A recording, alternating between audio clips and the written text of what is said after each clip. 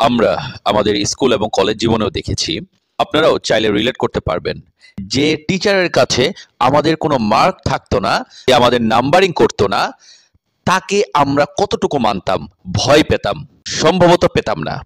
But অন্যান্য টিচারের মতো যাদের কাছে আমাদের নাম্বারিং বা মার্ক থাকতো, তাদের মতো করে ভয় পেতাম না।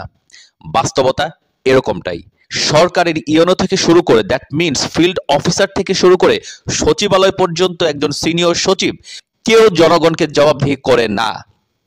আমরা তাদের টিকিটিও স্পর্শ করতে পারি না। কোনো কমপ্লেইন কাদের কাছে দিব? তাদের মতো অন্য কোনো অফিসারকে তাদের কমপ্লেইন দিতে হয়, বাট সেটা তারা মিউচুয়াল আন্ডারস্ট্যান্ডিং করে ফেলে। এরকম পরিস্থিতিতে আমরা শুধুই ভুক্তভোগী, ভিকটিম। আমরা তাদেরকে ভয় পাই, জনগণ তাদেরকে ভয় পায়। তারা জনগণকে মোটেও কেয়ার করে না। আর প্রত্যেকটা ঘটনার সর্বশেষ উদাহরণ হচ্ছে